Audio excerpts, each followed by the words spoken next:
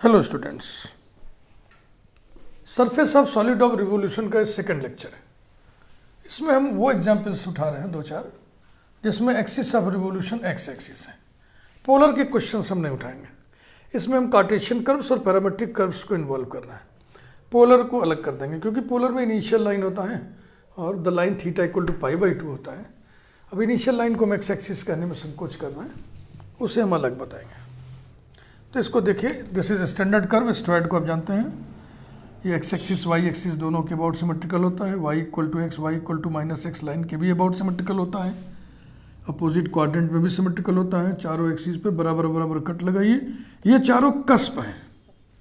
अब हमने कह दिया कस्प हैं, अब आपको कस्प ही नहीं पता है, तो इसलिए मैंने कहा ना वो कर्व ट्रेसिंग थोड़ा आप पढ़ लीजिए।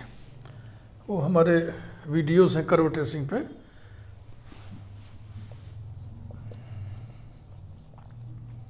वीडियोज़ नंबर 4, 5, 6 ये जरूर देख लें आप। कर्व ट्रेसिंग का कर्व ट्रेसिंग प्लेलिस्ट में ये जो वीडियोज़ हैं 4, 5, 6 इनको आप देख लें। इसमें स्टैंडर्ड कर्व्स की सूची प्रोवाइड की गई है, उनके बारे में ढेर सारे फीचर्स बताए गए, वो आपको मालूम होना चाहिए। तो इसको कस्प बनाते हुए कर्व पूरा करिए। कस्प कर्व पर स्थित उस पॉइंट को कहते हैं जहां से कर्व की दो ब्रांचेज इस प्रकार से निकलें कि दोनों ब्रांचेस की टेंजेंट कॉमन हो, एक ही टेंजेंट हो। तो देखो यहाँ भी ऐसा है, एक ब्रांच है एक ब्रांच है, दोनों के लिए यही टेंजेंट है। यहाँ भी वही है, एक ब्रांच दो ब्रांच दोनों की कॉमन टेंजेंट, यहाँ भी वही वहाँ भी कस्प है।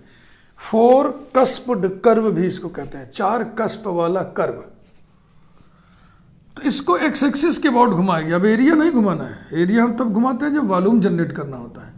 चूंकि हमें सरफेस चाहिए, सरफेस जनरेट होता है आर्क को घुमाने से। तो देखो हम हाथ पेन चला रहे हैं, ये जो पूरा आर्क है ना, ये इस पूरे को एक्स एक्सिस के अबाउट घुमाना है। ध्यान दो, महसूस करो कि जो भी सरफेस बनेगा वही सरफेस तब भी बनेगा जब हम इस अपर पोर्शन को केवल घुमाएं, इस अपर पोर्शन को। तो यहाँ लिख दो A, P, B, Q, A dash.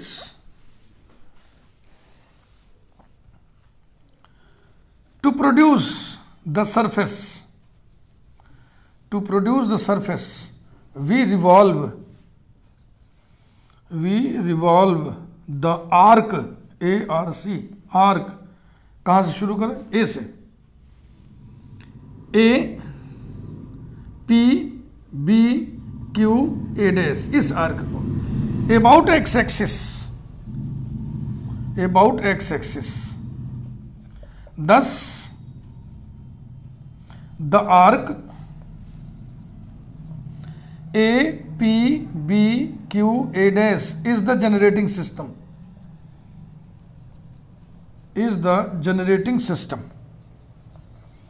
generating system arc का वो मिनिमम पोर्शन है जिसको एक्सिस ऑफ रिवोल्यूशन के अबाउट घुमाने से, रिवॉल्व करने से वही सॉलिड, वही सरफेस पैदा हो जो पूरे को घुमाने से पैदा हो।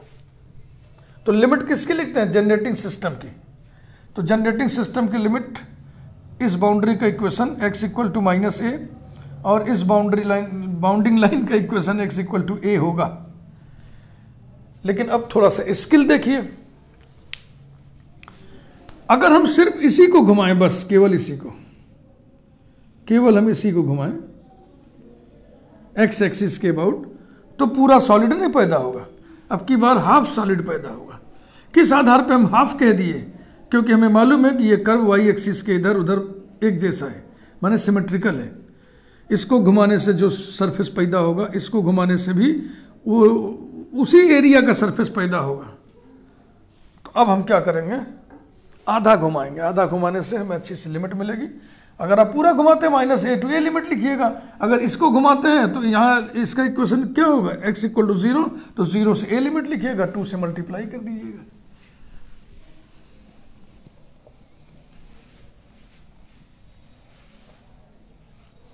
The required surface area is, surface area ना लिख के शॉर्ट में केवल सरफेस लिखा जाता है। सरफेस माने surface area. The required surface is surface area को कैपिटल एस से डिनोट करते हैं। एक्स एक्सिस के अबाउट घुमा रहे हैं, इसलिए हम फार्मूला लेंगे 2 पाई बाई डी एस, और इसको हम लिख देंगे D S by D x, है ना। एक्स की लिमिट कितनी है 0 to a, और फिर इसमें हमने 2 से मल्टीप्लाई कर दिया, ए ऐसे, ये रही बात, समझ रहे ना। ये हिसाब किताब हमने बनाया, सिर्फ इस आर्क को घुमाने से हाफ सरफेस जनरेट होगा। 2 से मल्टीप्लाई कर दिया, पूरा सरफेस हो गया। इसी को बस कैलकुलेट कर लेना। Equal to 4 pi integral 0 to a y d s upon d x, इसे यहीं छोड़ दीजिए।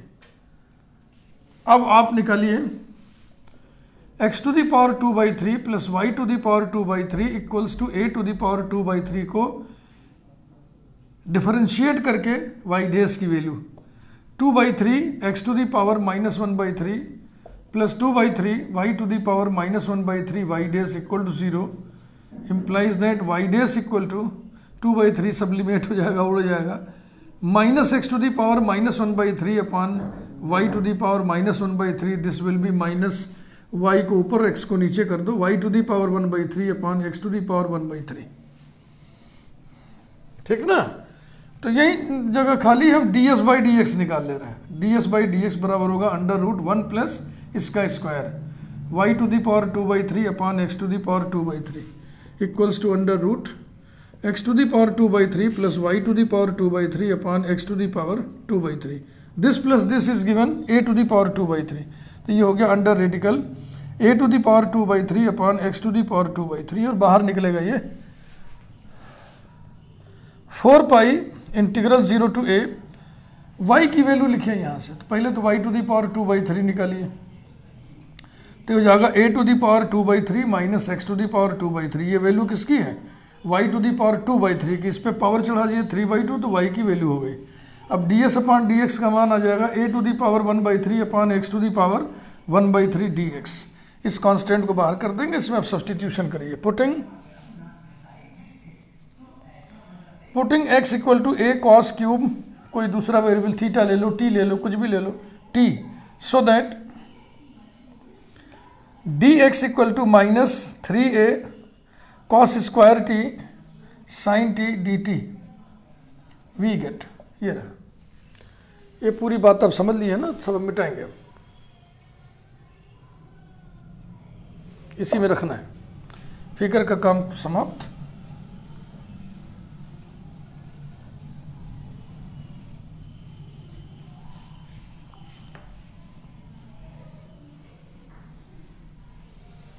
s equal to 4 pi a to the power 1/3, 4 pi a to the power 1/3 integral 0 to a to the power 2/3 minus x to the power 2/3, यहाँ से x to the power 2/3 कितना होगा, ये हो जाएगा a to the power 2/3 cos square t whole to the power 3/2, ठीक, upon x to the power 1/3, x to the power 1/3 कितना होगा a to the power 1/3 cos t, और अब dx की वैल्यू माइनस में, बाहर माइनस कर दिया हमने, लिमिट अभी जल्दीबाजी कर दी है, लिमिट बदलना पड़ेगा ना, -3a, वहाँ जगह नहीं, यहाँ लिख दे रहा हूँ मैं, माइनस लिख चुका हूँ, 3a cos square t into sine t dt, यहाँ से लिमिट चेंज करिए, है ना। लिमिट पहले कितना था 0, लोअर लिमिट, यहाँ 0 रखोगे तो कॉस कब 0 होता है π/2 पर, तो ये हो गया π/2, और जब a रखोगे a अपॉन a1, कॉस 1 कब होता है 0 एंगल पर।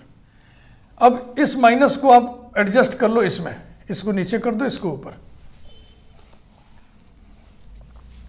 इक्वल्स टू इस 3a को बाहर लाइए, 12 पाई, ये कैंसिल हो गया, और ये वाला a आ गया, और इसमें से a to the power 2/3 3/2 power निकाल के निकलेगा तो कितना निकलेगा a, तो इसको a स्क्वायर कर दिया, माइनस को एडजस्ट कर दिया लिमिट सीधी करने में, 1 minus cos square sine square माने sine cube, sine to the power 4, this is sine to the power 4t into एक कॉस कैंसिल हो गया, कॉस t dt। फिर मैं सब्सटीट्यूशन कर दे रहा हूँ, putting sine t equal to z, so that cos t dt equal to dz, we get capital S equal to 12 pi A square integral, यहाँ से लिमिट बदलिए, साइन 0 0 साइन पाई बाई 2 1, तो 0 to 1 हो गया, और z to the power 4 dz equal to 12 pi A square, और इस पूरे की वैल्यू आ जाएगी z to the power 5/5, limit रखेंगे तो 1/5 मन की ये आ गया 12 pi A square upon 5. Yes, it is correct answer.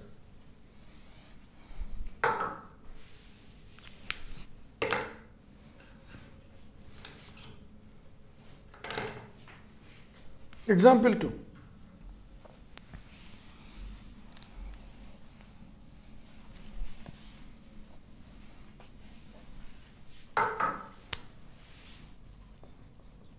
Example 2. The tractrix x equal to a into cos t plus 1/2 log tan square t by 2 y equal to a sin t is revolved about its asymptote. आपको मालूम है ट्रैक्ट्रिक्स का asymptote x axis है, तो about its asymptote means about x axis, about its asymptote. To find the surface, to find the surface means to find the surface area, to find the surface of the solid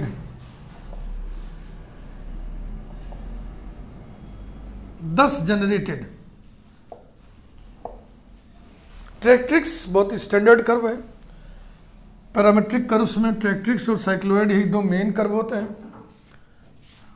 ट्रैक्ट्रिक्स का figure मैं बना रहा हूँ, x axis Y axis दोनों के about symmetry होती है इसमें. एक्स एक्सिस इसका एसिम्टोट होता है, वाई एक्सिस पर ऊपर नीचे बराबर बराबर कट लीजिए, ये भी कस्प है ये भी कस्प है, तो यहाँ से दो ब्रांचेस निकलिए इसे और यहाँ लाके पैरेलल कर दिए. पैरेलल करने का मतलब ये जताना कि ये एसिम्टोट है, x axis is the asymptote. यही फिगर इधर भी रिपीट करिए, और यही नीचे भी, यही ऊपर भी. इस पूरे आर्क को इसको इसको इसको इसको एसिम्टोट माने एक्स एक्सिस के अबाउट घुमाया गया है. जो सरफेस बनेगा उसका एरिया निकालना है.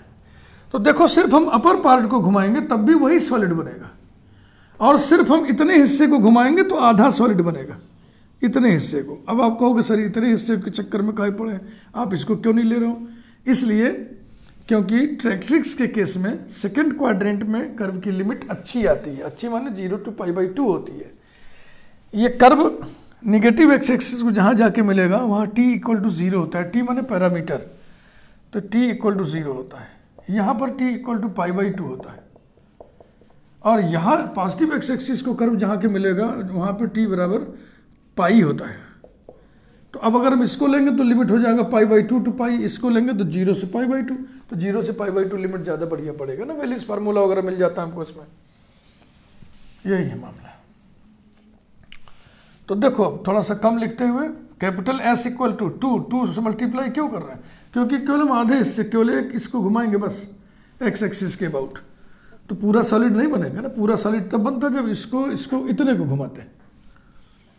कैसे कह रहे हो कि इसको घुमाने से आधा ही बनेगा? हम ऐसे कह रहे हैं क्योंकि वाई एक्सिस के अबाउट सिमेट्री है, आधा इधर आधा उधर. 2 से मल्टीप्लाई कर दिए और अंदर अब फार्मूला लिखिए एक्स एक्सिस के अबाउट घुमाने से बने हुए सॉलिड का सरफेस एरिया इंटीग्रल 2 पाई वाई डी एस. इसको हम लिख देंगे ds/dt dt, और t की लिमिट 0 से π/2, t की लिमिट 0 to π/2. ये अब इसको कैलकुलेट कर लेना है. Equal to 4 pi integral 0 to π/2 y की वैल्यू दी है a sin t ds/dt निकालना पड़ेगा अलग से dt. आइए निकालें, फिगर का काम खत्म, इसको मिटा दे रहा है, इधर साइड में निकाल ले रहा है. x is given to be a into cos t plus 2 और 1/2 बैलेंस हो जाएगा plus log tan t by 2। अब देखो इतनी बढ़िया चीज़ है ये कि जब इस 2 को इस 1/2 से बैलेंस ही हो जाना है तो फिर लिखते क्यों है? इसका जवाब आपको वही कर्व ट्रेसिंग चैप्टर में मिलेगा। ट्रेसिंग ऑफ पैरामेट्रिक कर्व्स जब पढ़िएगा, ट्रेसिंग ऑफ पैरामेट्रिक कर्व्स है video number 19, video number 21, video number 21 curve tracing की प्लेलिस्ट का आखिरी वीडियो, उसमें पैरामेट्रिक कर्व को खींचने का हिसाब किताब बताया गया है। वहाँ आपको मिलेगा कि क्यों उसको स्क्वायर करके क्यों लिखा गया।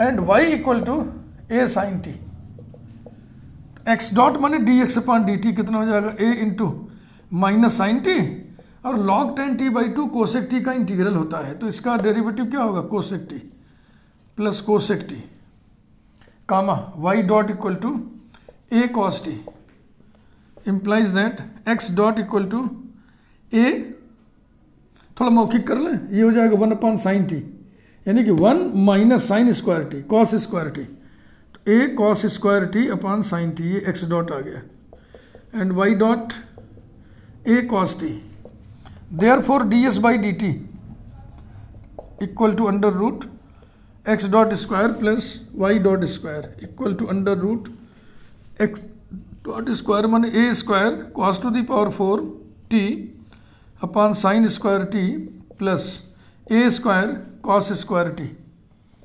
Equals to a cos T upon sine t, इतना बाहर आ गया। अब अंदर क्या बचेगा? देखो a स्क्वायर हटा लिए, इसमें से cos स्क्वायर हटा लिए, तो यहाँ पे बचेगा cos स्क्वायर टी, और नीचे वाला हटा लिए, फिर इसमें a स्क्वायर हटा लिए, cos स्क्वायर हटा लिए, ये क्रॉस मल्टीप्लाई होकर यहाँ पे आएगा प्लस साइन स्क्वायर टी, यानी कि कुल मिला के आ गया a cos T upon sine T. ये यहाँ पे रख दो, this is equal to 4 pi a integral 0 to pi by 2, 4 pi a integral 0 to pi by 2 sine T into D S by D T की value a cos T upon sine T D T, sine T locally cancel हो गया, a बाहर आ जाएगा, equal to 4 pi a square integral 0 to pi by 2 cos t D t, और इस integral की value आप निकाल लीजिएगा 1 आता है, तो कुल मिला के आ गया 4 pi a square. a radius वाले स्फेयर के सरफेस एरिया जितना आ गया ये 4 pi a square. Example 3,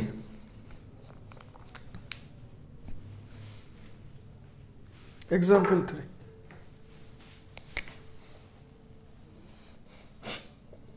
example 3, the cycloid x equal to a into t plus sine t, y equal to a into 1 minus cos t is revolved about the tangent at vertex, about the tangent at the vertex, to find the surface, to find the surface of the solid, surface निकालना है of the solid, thus generated, इस प्रकार से generate हुआ solid का surface area निकालना है।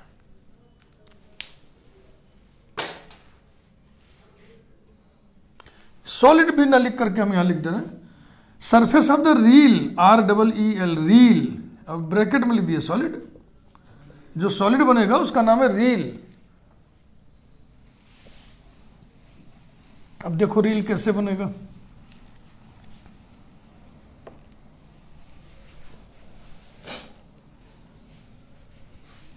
ये साइक्लोइड स्टैंडर्ड कर्व है, इसकी एक साइकिल हम लेते हैं, उसी को प्रिंसिपल ब्रांच कहते हैं, ये प्रिंसिपल ब्रांच है ऐसा, ये वर्टेक्स है, समझ रहे हैं ना, इसी के अबाउट इस आर्क को घुमाया गया है, तो फील करिए चारों तरफ ये आर्क घूमेगा, तो रील कब बनेगा कैसे बनेगा वो आप देखो।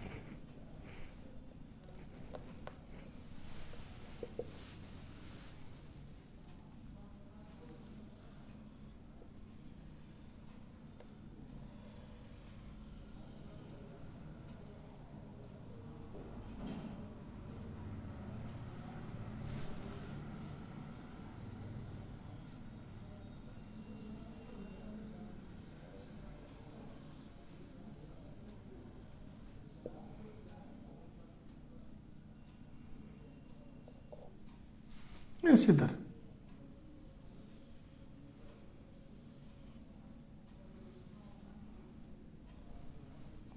ये रील बना, इसी को रील बोलते हैं, पतंग उड़ाने वाली चरखी जैसा। इस रील का सरफेस एरिया निकालना है, समझ रहे ना, इस रील का, इस रील के ऊपर ऊपर का सरफेस एरिया निकालना। वो कैसे निकलेगा, सोचिए। इस आर्क को एक्स एक्सिस के अबाउट घुमाया गया है, तो पूरा रील बना है। अगर हम सिर्फ इतने हिस्से को ही घुमाएं, इतने हिस्से को, तो पूरा रील बनेगा नहीं, आधा रील बनेगा। कैसे आप कह सकते हैं कि आधा रील बनेगा? ऐसे हम कह सकते हैं क्योंकि ये कर्व वाई एक्सिस के अबाउट सिमेट्रिकल है, जो शेप एंड साइज इधर है वही शेप एंड साइज इधर है, तो इधर को घुमाने से जो सरफेस बनेगा उतना ही सरफेस इस हिस्से को घुमाने से भी बनेगा। सरफेस माने एरिया सरफेस का। तो देखो हम लिख रहे हैं एस इक्वल टू, पहले तो 2 से मल्टीप्लाई कर दो, फिर अंदर इंटीग्रल 2 पाई वाई डी एस, और इसे हम लिख दें D S by D T D T. T की लिमिट चाहिए हमको यहाँ से यहाँ। हमें पता है यहाँ पर टी बराबर 0 होता है और यहाँ पर टी बराबर पाई होता है। मान लीजिए आप भूल गए, तो आपको 2 चीज़ तो जरूर याद रखना पड़ेगा। एक, ये पूरा स्पान 2a पाई होता है, आधा स्पान a पाई, आधा स्पान a पाई। एक डेटा ये याद रखना होगा। ये पूरी हाइट 2a होती है, तो यहाँ पर x कोऑर्डिनेट कितना हुआ, a pi comma 2a। Equation क्या है, x equal to a into t plus sine t, y equal to a into 1 minus cos t. अब x के यही कोऑर्डिनेट रख करके यहाँ t की वैल्यू निकाल लो। x का कोऑर्डिनेट a पाई है, देखो जब t बराबर पाई रखोगे तो साइन पाई 0, यहाँ पाई तो x बराबर a पाई आएगा, और y बराबर कितना आएगा 2a, कॉस पाई -1 होता है तो ये 2a हो जाएगा। तो लिमिट हो गई 0 to pi equal to 4 pi integral 0 to pi y की value a into 1 minus cos t d S by D T की वैल्यू, ये हमें निकालना पड़ेगा। D S by D t, आइए निकालें। x dot equals to a into 1 plus cos t, y dot equal to a sine T.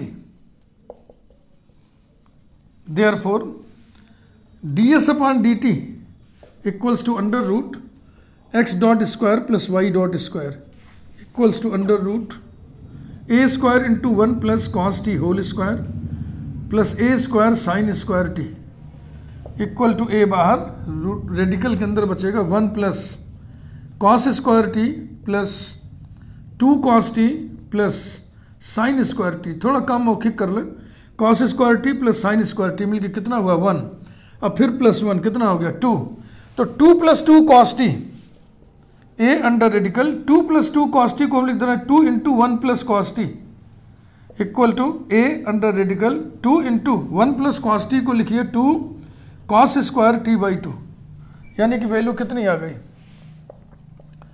4 pi A integral 0 to pi 1 minus cos T, और D S by D T की value बताएं। 4 के हिस्से 2 बाहर निकलेगा तो हो जाएगा 2a cos T by 2 D T, ऐसा। फिर ये 2a बाहर आ गया तो हो जाएगा 8 pi A square integral 0 to pi 1 minus cos T कितना होगा 2 sine square T by 2, 2 sine square T by 2 into cos T by 2 D T, ये 2 बाहर आ जाएगा। फिर इसमें हम पुट करते हैं sine t by 2 equal to z या यू, कोई नया वेरिएबल पुट करना है।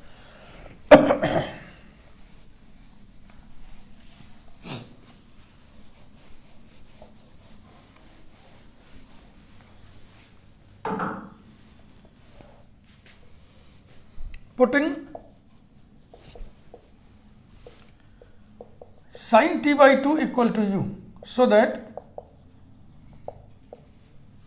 1 by 2 cos t by 2 dt equal to du, we get capital S is equal to a to the 16 pi a square, 16 pi a square integral, यहाँ से limit को बदलिए T की लोअर लिमिट 0 है, upper limit पाई है, तो u equal to sign 0 0 और sine pi by 2 1, 0 to 1, sign square T by 2 माने u स्क्वायर, और cos T by 2 D T, cos T by 2 D T माने 2 du। तो यहाँ पे हम du लिख दे रहे हैं और 2 कहाँ लिख दें, 2 माने इसको हम 32 कर दें, ये equals to 32 pi A square into U cube by 3, limit 0 to 1, this will be 32 pi A square upon 3, this is the answer. मिलाया जाए 32 pi A square by 3, yes this is correct answer. एक problem और देखें,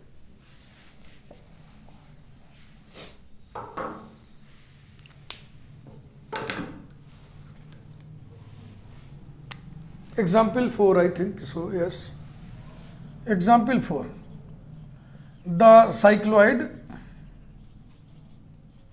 x equal to a into theta minus sin theta, y equal to a into 1 minus cos theta is revolved about x axis. To find the surface of the solid formed, ये भी standard curve है cycloid का, यही दो form cycloid के ज़्यादातर मिलते हैं, मिलने को तो 4 है, कोई चारों में से कोई भी मिल सकता है, लेकिन ये दो ज़्यादा मिलते हैं, इसीलिए मैं इन्हीं दो को बता रहा हूँ। 0 ये कंटिन्यूएशन दिखाते हैं ना, इसको ऐसे निकाल के, मतलब ऐसे ऐसे ऐसे एंडलेस कर्व है, इधर भी, लेकिन इस प्रिंसिपल ब्रांच के रूप में इसकी मान्यता है, इतने हिस्से की मुख्य शाखा। तो एन आर्क मतलब हो गया, साइक्लोइड मतलब हो गया। अब लिखना तो चाहिए हाँ एन आर्क ऑफ साइक्लोइड, लेकिन अभी चलन है, उसको सब लोग समझ लेते हैं, गणित पढ़ने वाले सब जानते हैं। इसके बारे में हम ये जानते हैं कि ये बीचों बीच में जो लाइन है आधा स्पान वाली, माने x इक्वल टू ए पाई, इसके अबाउट सिमेट्री होती है। तो इस पूरे आर्क को x एक्सिस के अबाउट घुमाने से जो सॉलिड पैदा होगा उसका आधा सरफेस पैदा होगा यदि हम सिर्फ इतने हिस्से को घुमाएं। यहाँ पे पैरामीटर थीटा दिया है, अब की बार पैरामीटर थीटा दिया है, तो थीटा पोलर वेक्टोरियल एंगल नहीं, घबराना मत। एक्स फंक्शन है थीटा का, वाई फंक्शन है थीटा का, थीटा जो है लिंक वेरिएबल है जो एक्स और वाई को कनेक्ट करता है, कनेक्टिंग वेरिएबल है, इसी को पैरामीटर कहते हैं। यहाँ पर पैरामीटर का मान होता है पाई। कैसे निकालोगे वही अभी तरीका बताए थे। इस पॉइंट का कोऑर्डिनेट है एक्स कोऑर्डिनेट ए पाई, वाई कोऑर्डिनेट 2a, ए पाई देखो थीटा बराबर पाई रखो तो ए पाई बचेगा ना, साइन पाई 0 हो जाएगा, तो एक्स बराबर ए पाई, बस बकिया सब वही काम। तो मैं समझ रहा हूँ इसमें अब की बार हम थोड़ा पहले एक्स डॉट वाई डॉट ये सब निकाल लें। एक्स डॉट का मतलब यहाँ पे है D X by D theta, X का डेरिवेटिव पैरामीटर के रेस्पेक्ट में, it will be A into 1 minus cos theta. Y dot is equal to D Y by D theta equal to A sine theta. फिर X dot square plus Y dot square calculate करिए, this is equal to A square 1 minus cos theta whole square plus A square sine square theta equal to A square common ले लो, 1 plus cos square theta minus 2 cos theta plus sine square theta. फिर थोड़ा सा मौखिक कर ले, cos square theta plus sine square theta 1, 1 plus 1 2, 2 minus 2 cos theta equal to A square into 2 minus 2 cos theta, यानी कि 2 into 1 minus cos theta equals to A square into 2 into 1 minus cos theta को हम लिख दें 2 sine square theta by 2, तो कुल मिला के आ गया 4a square sine square theta by 2।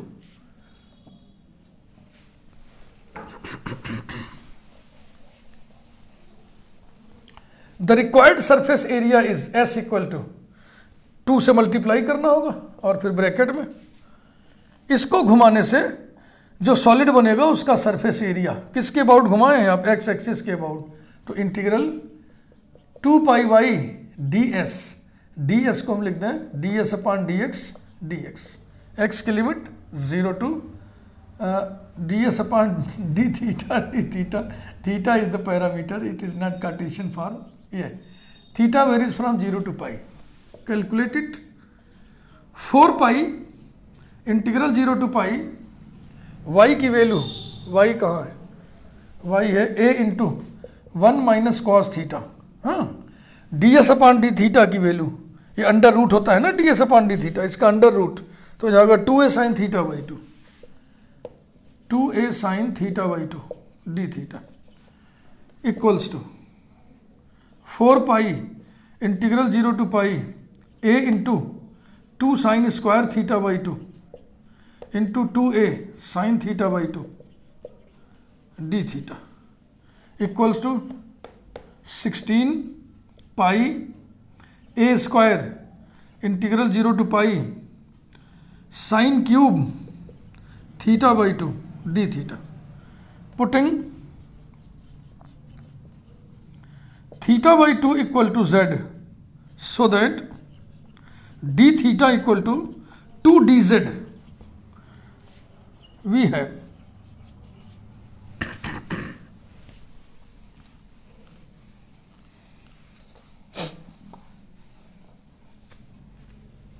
required surface area S equal to 16 pi a square, और डी थीटा की जगह 2 डी जेड रखोगे तो वो 2 से मल्टीप्लाई कर दो तो हो जाएगा 32 पाई ए स्क्वायर. ठीक भाई, और इंटीग्रल लिमिट यहाँ से चेंज कर लो तो 0/2 और π/2 माने 0 से π/2 ये हो गया. और sine cube Z D Z. अब वैलिस फार्मूला लगा दें. This is equal to 32 pi A square into 2/3 by Wallis formula,